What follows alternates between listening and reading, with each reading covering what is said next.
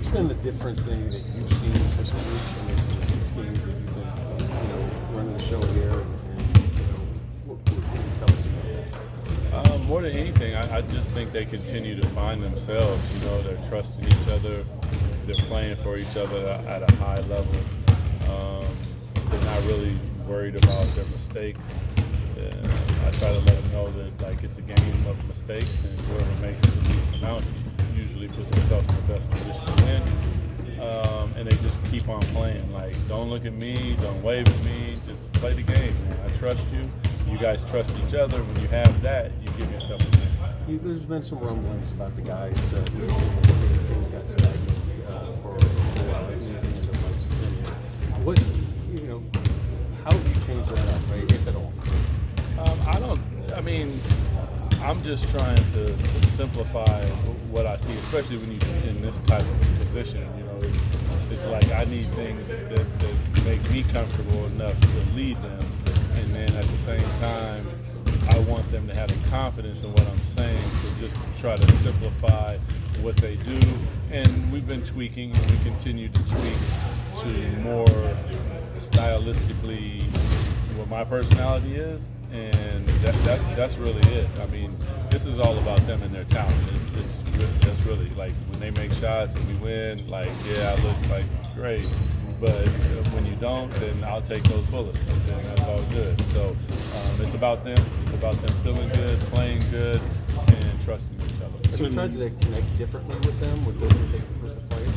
No, I've always talked to them the same way I talk to them now. So when I was 3 seats over to the seat that I'm in, so nothing changes the way I communicate with them. Certainly you guys believe in the work you put in and the results that come with it, but is there a hesitation or a reluctance at all in believing that, hey, you turn this around and things are, kind of on the up and up? No, I'm smart enough to know that you're gonna have ups and downs. So we're not focused on the outcome. We're focused on the process, and the byproduct is normally a good outcome.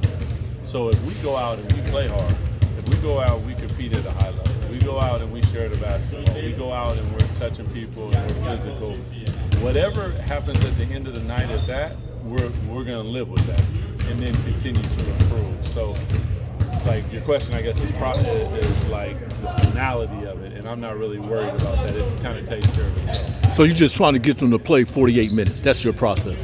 That's really it. I think that's since I was a little kid. That's when it was 12 minutes, and it was 24 minutes, and then you get to college, and you got 2 halves, and then you get to the NBA, and that's what you want. You want a high level of consistency.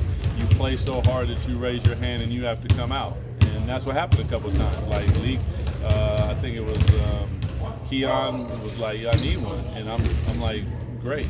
I love you for that, because that's really what it's about. You pour your soul and your heart out on the floor so much that you need somebody else to come hook you up. That's teammates, and that's what they've been doing. Hey, Doug, with Fox coming back, obviously Keegan's in the back of the full too. How much thought have you given about the rotation, trying to get Devin time and Keon minutes? How are you going to go about that? You just have, Fox is Fox, so he comes back and he's one of our main guys, so he's going to play. Everything after that is really about trying to keep our best players on the floor. Is it going to bite into people's minutes? Yeah, but there's another part of being a teammate is supporting, and if there was enough, I'd play all you guys, but there's not. We have to find that fine rhythm, and it can be difficult at times, but I will say that the guys have supported each other. If you look at our bench and see the joy that they're feeling for their teammates, that's everything, because I'm not playing, but when we're in practice, we push each other. When we're shooting games, we push each other. And when we're in the game, we support each other. Hey, Doug, the A's coming to town this next year. I know that the game on the other day. Just as a person who's been here in this community, how cool is it to see professional baseball here? Yeah, the Mariners will come to town. I'm an M's fan. I love the A's, though, man. I do. They rock, so I give them their props, but I am an M's fan, so I do have to say that. What's been the biggest difference defensively? A lot of blitzing the ball. Obviously, Keon coming off flipping with 14 deflections. Yeah. A lot of activity. What's been the biggest difference?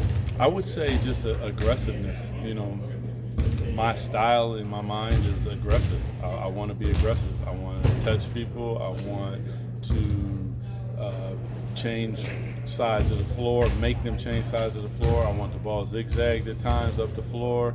And then on the back end, we want to sometimes choke off things. We want to make sure that the triangle is on the backside. And then when you get to that point, you guys, it's just flying around. And I think that when you put them in an aggressive mindset, they deliver. And that's really what I ask of them, is just to be more aggressive. Thanks, everyone. Thank you guys. Thanks, Coach. Except for Deuce. Good seeing you.